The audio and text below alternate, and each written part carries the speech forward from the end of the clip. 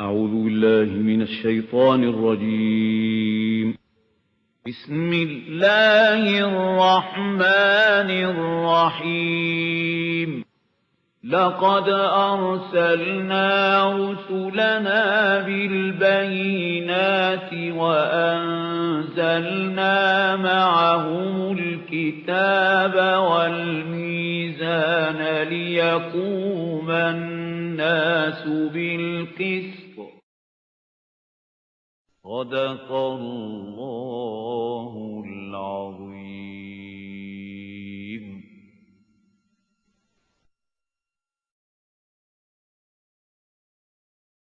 أما بعد سورة الغاشية.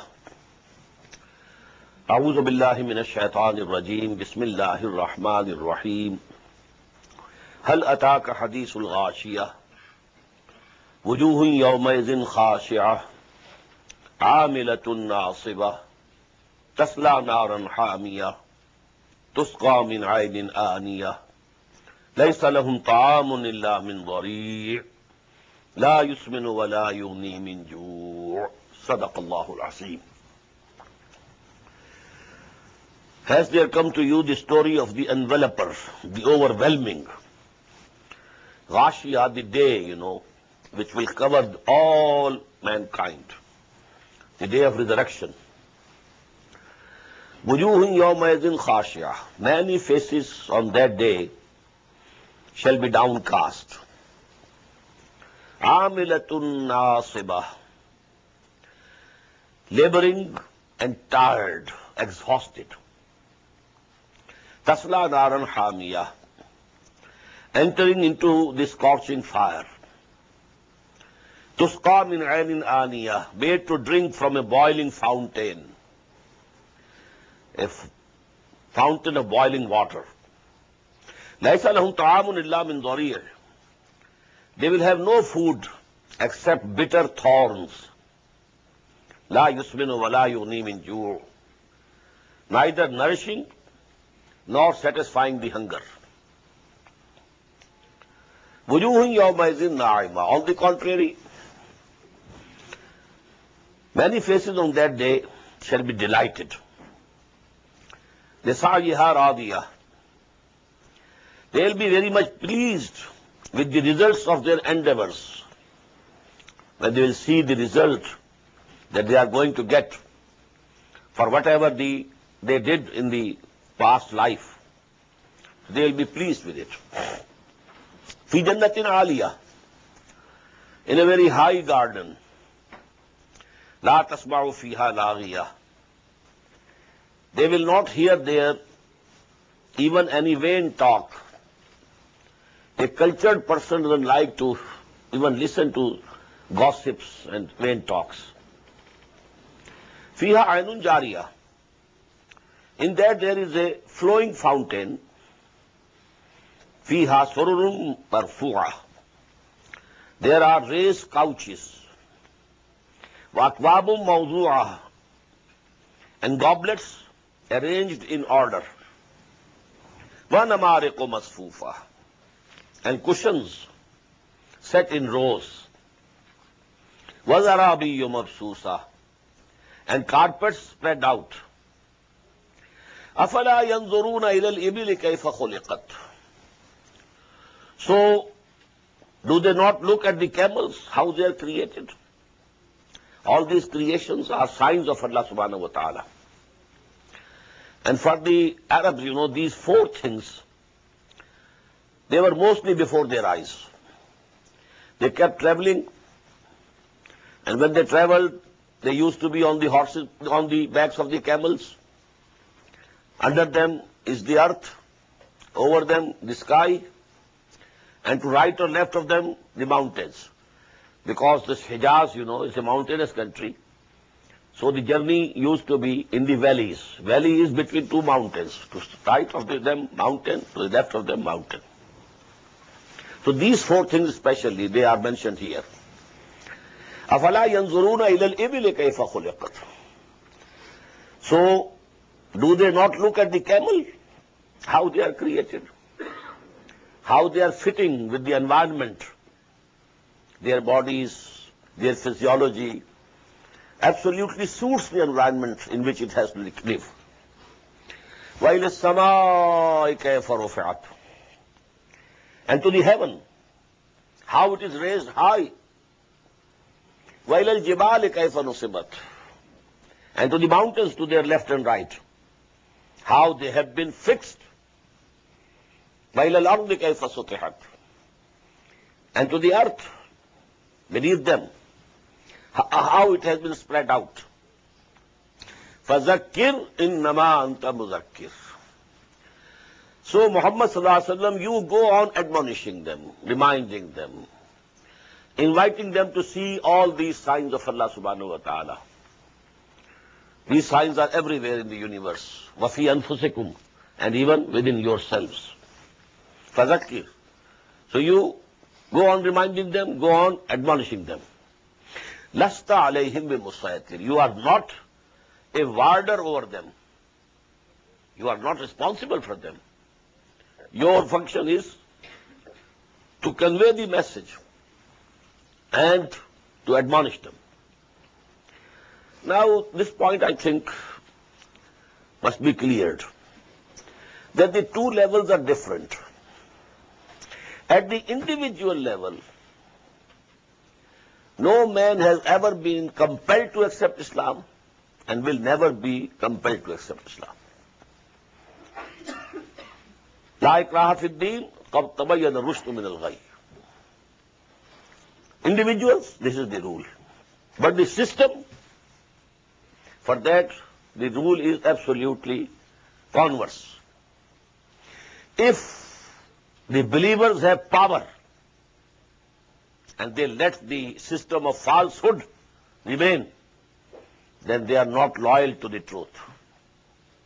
If they have power, they have to uproot the wrong system and establish the deen of Allah, which is the just system of life. If they don't have power, okay, then they have to continue the effort to get that power. The dawah, the training, the organization, all that, what for? So that you have that power, that strength with which you can change the system. So for changing the system, power has to be used. And we shall apply caution. If we have power, we shall use it. But not for compelling any individual to accept Islam as a mazhab. فَذَكِّرْ إِنَّمَا أَنْتَ مُذَكِّرْ. So you go on reminding them and admonishing them. لَسْتَ عَلَيْهِمْ بِمُسَيْطِرٍ. You are not a warder over them. إِلَّا مَنْ تَوَلَّى وَكَفَرْ. But whosoever turns back and disbelieves, فَيُعَذِّبُهُ اللَّهُ الْعَذَابَ الْأَكْبَرَ. Then Allah will chastise him with the greatest chastisement. Why greatest? Because Muhammad is the greatest caller towards Allah subhanahu wa ta'ala. He is the greatest prophet of Allah, greatest messenger of Allah. Quran is the last and the greatest word of Allah. Now even if all these things they don't believe, so they deserve the greatest punishment. Inna ilayna iyabahum, verily, to us is their return. They can't go anywhere else. They have to come to us. Summa inna alayna hisabahum, then on us, upon us, is their accounting and reckoning. It is our duty to tell them this is your account. This is the credit, this is the discredit. Here also you saw, فَذَكِّرْ إِنَّمَا أَنْتَ مُذَكِّرْ. And because the sermon of Jummah is for tazkir. There is a hadith in the Sahih of Imam Muslim, rahimahullah. كَانَ لِلنَّبِيِّ صَلَّى اللَّهُ عَلَيْهِ وَسَلَّمْ خُطْبَتَانِ. For the Prophet there were two khutbahs, just as we have today. All the imams, khatibs, two khutbahs, they sit in between them. يَجْلِسُ بَيْنَهُمَا. Used to sit and for some time between the two. كَانَ يَقْرَأُ آيَاتٍ مِنَ الْقُرْآنِ وَيُذَكِّرُ النَّاسِ. And this was the subject of khutbah. That he used to recite the ayat of Quran and remind people. So this sermon of Jummah is actually to remind people. And as I explained when we were reading Surah Al-Jummah, actually this is the weekly meeting of Hizbullah, the party of Allah, which is to strive to establish the deen of Allah on earth. And for that purpose, they must keep fresh in their minds the ideology of Islam. If this ideology becomes dim, then their motivation will decrease. Their commitment will decrease. So refresh the ideology, The basic thought, the basic ideology, it must be refreshed every week. Surah Al-Fajr and Surah Al-Balad are another pair. Bismillah ar-Rahman ar-Rahim. Wal-Fajr, wal-Layalin Ashir, wal-Shafi wal-Watr, wal-Layli iza yasr. Hal fi zalika qasamun li dhi hijr. Sadaqallahu al-Azim. As I said before also, this subject of the oaths of Quran is a very difficult subject. Somewhere it's easy to understand what is muqsam bihi, what is muqsam alayh. With what the oath is being taken, on what the oath is being taken. And there is a rational connection between the two. But at most of the other places, there are several, interpretations and several meanings given by Mufassirin. But there are places where we can't say surely what is the exact meaning. Wal-Fajr, by the dawn. Now I understand that, as I said before, was-subh iza asfar. It denoted in Surah Al-Mudassir the advent of Muhammad sallallahu alaihi wasallam, the beginning of the prophethood of Muhammad sallallahu alaihi wasallam.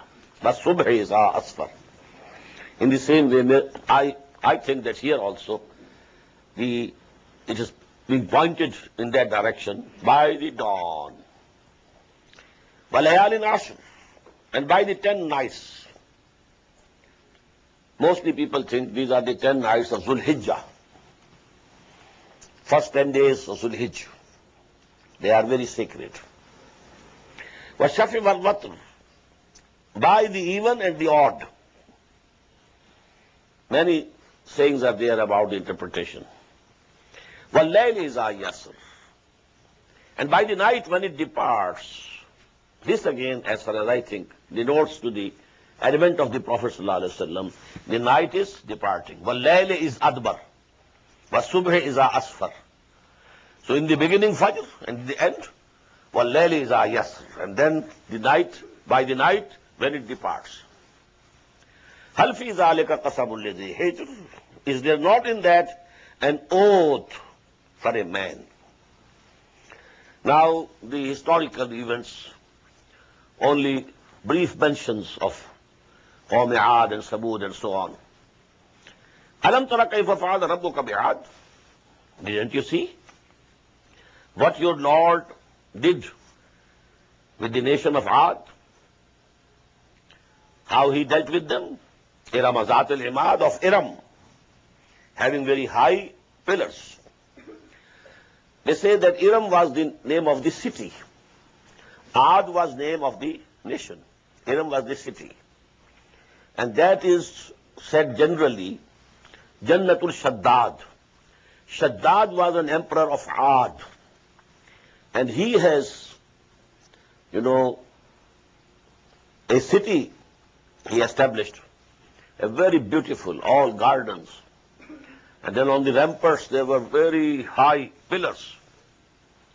So Iram Zat al-Imad, that city of Iram, which had very high pillars. Allati lam yukhlaq misluha fil bilad, the like of whom were never created in the lands. That was for the first time. It must be at least 6,000 years from now. And there was some news that now this city has been seen under the desert. There are the remnants of this city present. Now because there are techniques with which they can see what is beneath the soil. Otherwise, over it is a very bad desert. Nothing stands over there. Everything sinks into the sand. Quick sands. Alam tara kayfa fa'ala rabbuka bi'adin irama zatil imadin allati lam yukhlaq misluha fil bilad wa samud allazina jabu as-sakhra bil wad. And didn't you see what your Lord did with Samud? Who carved the rocks in the valleys. They can be seen till today in Hijr, about 100 miles northwest of Medina. There are, in the mountains, they have carved big halls, big houses, palaces. They are still موجود. وَفِرْعَوْنَ ذِي الْأَوْتَادِ. And then you see how your Lord dealt with Fir'aun. The Fir'aun who had the 10 pegs, ذِي الْأَوْتَادِ. So big an army that with that army there used to be tents. And to erect the tents, they needed pegs. So even the pegs were so great in number that several hundred horses or camels were carrying the pegs only. So Fir'aun Zil Awtad, this became his name. Allazina taghaw fil bilad. Those who transgressed in the lands. Now this tughyani is in respect to Allah subhanahu wa ta'ala. Whosoever transgresses from the limits of obedience. Because for jinns and humans, Allah subhanahu wa ta'ala has ordained, وَمَا خَلَقْتُ الْجِنَّ وَالْإِنسَ إِلَّا لِيَعْبُدُونَ. Whosoever rises above this level, so he is طغيان, طاغوت, الذين طغوا في البلاد فأكثروا فيها الفساد. And as a result, they multiplied therein corruption and mischief. Now these are two dimensions.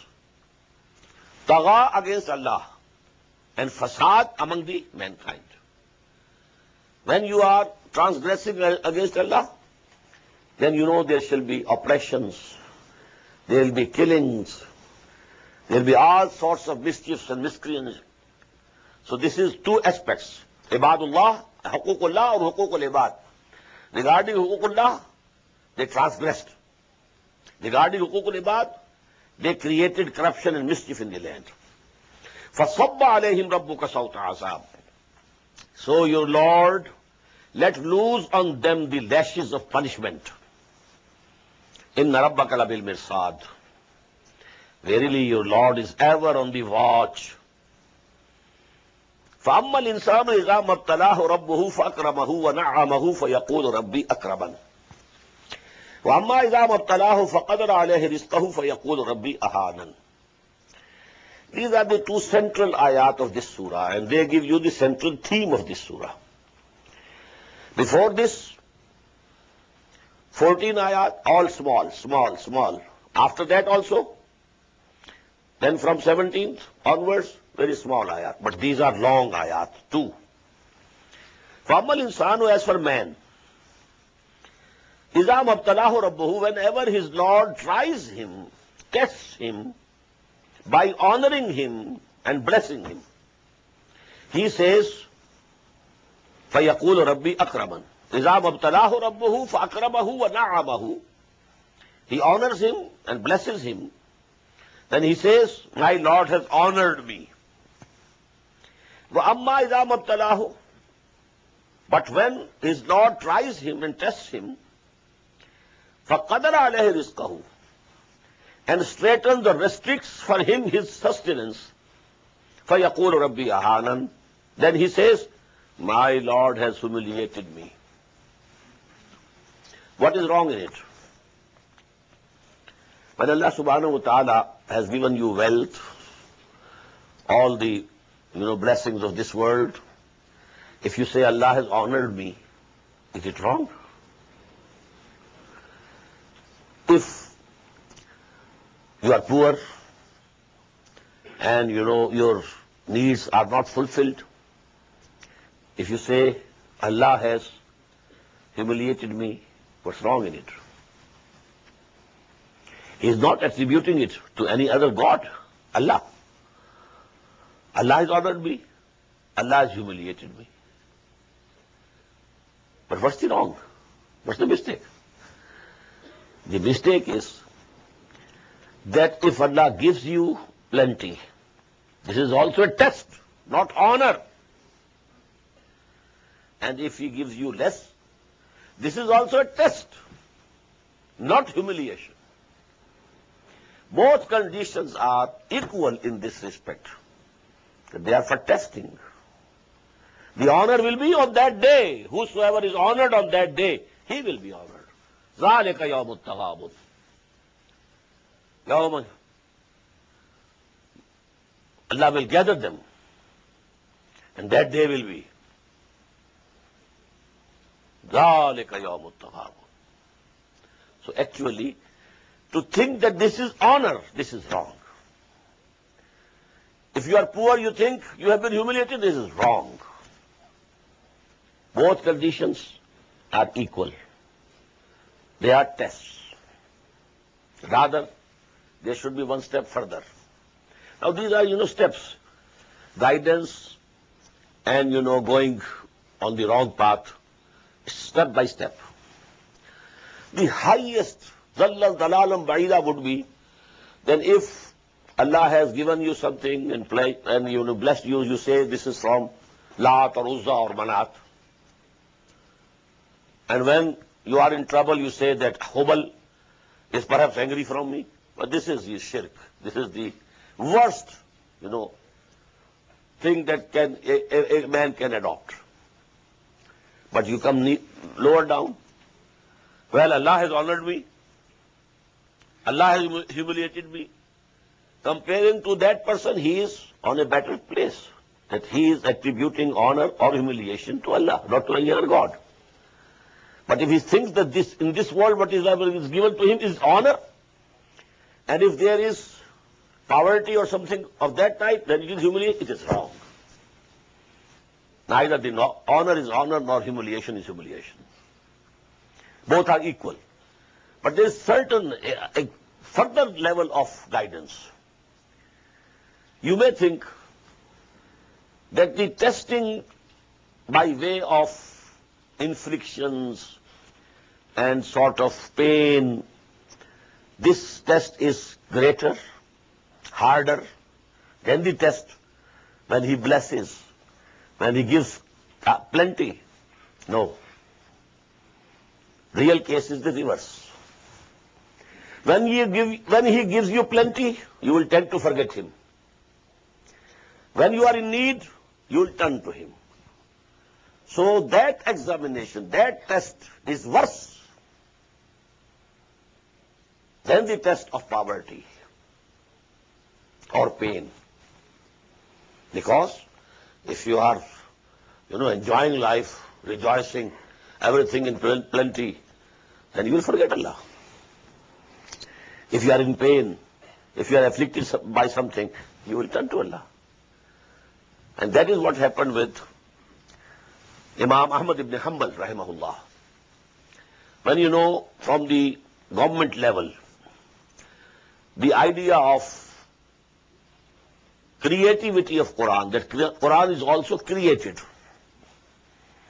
this aqidah was being enforced by the state, by government. And he stood up, I am not going to accept this. Ituni bishay'in min kitabillahi wa sunnati rasulih taqul. If you can produce some argument, some proof from the book of Allah or the sayings of his prophet, then I will say. If you can't produce any proof, I won't accept. He was beaten. They say he was beaten in a way that even if an elephant was beaten in that way, that would have not been able to bear it. But he never wept. He took all the beatings. But then the conditions changed. Now the Khalifa, who took over from the former Khalifa, he believed in the same thing in which Ahmad ibn Hanbal believed. Now from the court of the Khalifa, a messenger came with some gold pieces, ashrafis, dinars, that the Khalifa has sent this for you as a gift, as a present. Now he wept. Oh Allah, I can't stand this test. This is harder. To be able to resist temptation is more difficult than to resist the persecution. So these are the three levels. فَأَمَّا الْإِنسَانُ إِذَا مَا ابْتَلَاهُ رَبُّهُ فَأَكْرَمَهُ وَنَعَّمَهُ فَيَقُولُ رَبِّي أَكْرَمَنِ. No, it's not the honor. You are mistaken. وَأَمَّا إِذَا مَا ابْتَلَاهُ فَقَدَرَ عَلَيْهِ رِزْقَهُ وَيَقُولُ رَبِّي أَهَانَنِ. No, this is not humiliation. Kalla, no, not at all. بَلْ لَا تُكْرِمُونَ الْيَتِيمَ. But your character, most of you have fallen down so much regarding morality that you don't honor the orphan. This is the condition of the Arabian society at that time. They had gone so low, generally speaking. There were exceptions, but generally, لا تكرمون اليتيم ولا تحاضون على طعام المسكين. And you do not urge others even to feed the needy and hungry. وَتَأْكُلُونَ التُّرَاثَ أَكْلًا لَمًّا. And you eat up all the inheritance with devouring greed. Don't take anybody else, anything else. Take all the inheritance. This was the practice with them. The older son, he inherited everything. Nothing to even the younger sons. Nothing. What to speak of daughters? So, تَأْكُلُونَ التُّرَاثَ أَكْلًا لَمًّا وَتُحِبُّونَ الْمَالَ حُبًّا جَمًّا. And you love wealth with abounding love. Kalla. Certainly not. إِذَا دُكَّتِ الْأَرْضُ دَكًّا دَكًّا. When the earth will be crushed into powder, or when the earth will be beaten flat by continuous beating. These are two translations done by two sons of Shah Waliullah Dehlvi. Shah Rafiuddin, Rahimahullah, and Shah Abdul Qadir. One has translated, when the earth will be crushed into powder. And the other, when the earth will be beaten flat by continuous beating and beating and beating and beating, so it becomes flat. No mountains, nothing of the sorts, no heights, no depths, no oceans. We have read that the seas will be flowed out and they will become dry. So the whole earth will be one piece, plain, simple, and stretched. This we have already read in Surah Al-Inshiqaq. وَإِذَا الْأَرْضُ مُدَّتْ, to be stretched, so that it holds all the mankind at once, standing before the Lord. Because this is going to become the ground where you know that reckoning and judgment will be passed by Allah subhanahu wa ta'ala. But we say in Persian, Qissa-e-Zameen, Barsar-e-Zameen. This is the matter of this earth, whatever we have earned, working here, living here. So all the matters will be decided here. So the next ayah is very important. وَجَاءَ رَبُّكَ وَالْمَلَكُ صَفًّا صَفًّا. Allah subhanahu wa ta'ala will himself descend to this earth. We can't say how this descent will be. But this is it. Just as we had the hadith that every night in the small hours of the morning, Allah comes down to the nearest heaven, Sama'at Dunya. And then it is called, Hal min mustaghfirin faghfir lah. Is there anybody asking for forgiveness? So I should forgive him. Hal min sa'ilin fa'utiyahu. Is there someone requesting me something so that I should grant it to him? Now, one step more. Every night he comes to the first heaven. On that day, he will descend further and he will come on this earth. وَجَاءَ رَبُّكَ, and your Lord, and the angels rank upon rank. وَالْمَلَكُ صَفًّا صَفًّا. Now this flattened earth, Allah subhanahu wa ta'ala's descent, the angels and all the humans, from Adam till the last man of his progeny, which will come in this earth, in this world, till the end of this world. وَجِيَ يَوْمَئِذٍ بِجَهَنَّمَ. And then the hell will be brought face to face with them. يَوْمَئِذٍ يَتَذَكَّرُ الْإِنسَانُ. On that day, man will receive admonition. He will be reminded. He will come to his senses. وَأَنَّى لَهُ الذِّكْرَى. Now to what avail? He's coming to senses. He's getting the admonition. He's getting the reminding now is of no avail. فَأَنَّى لَهُ الذِّكْرَى. يَقُولُ يَا لَيْتَنِي قَدَّمْتُ لِحَيَاتِي. He will say, would that I had forwarded some good for this life of mine. Now it will dawn upon him, this is the life. I thought that life in that world was the real life. That was only a preface to life. The real book of life has opened today. And alas, I sent nothing for this life. I kept working, only for that life. The requirements or the facilities, conveniences or luxuries of this life. يَقُولُ يَا لَيْتَنِي قَدَّمْتُ لِحَيَاتِي. فَيَوْمَئِذٍ لَا يُعَذِّبُ عَذَابَهُ أَحَدٌ. So none can chastise as he shall chastise on that day. وَلَا يُوثِقُ وَثَاقَهُ أَحَدٌ. And no one can bind anyone as he shall bind these disbelievers. They will be bound and chastised. In the end, these 4 small ayat are very heartening. And blessed are the souls to whom Allah will say these words. You can only pray that Allah includes us also. Ya ayyatuhan nafsul mutmainnah. Oh, you soul that remained at peace. Nafs mutmainnah. Nafs lawwama in Surah Qiyamah. Nafs ammara in Surah Yusuf. Nafs mutmainnah. This is the highest spiritual station for the soul and spirit of man. And what is this itminan? Whether something good is coming to you or whether something which is unpleasant coming to you, you stand there like a rock,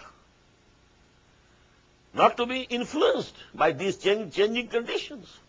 Whatever is coming from my Lord.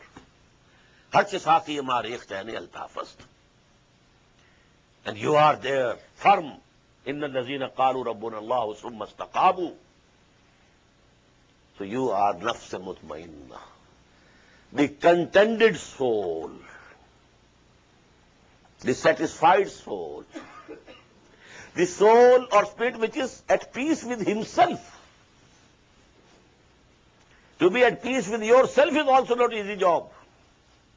Repenting, what this happened, why happened, this should not have happened, what I did, I should not have done this. You are there, wavering this way, that way. But if you have accepted Allah as your Lord, whatever has come, it's from Him.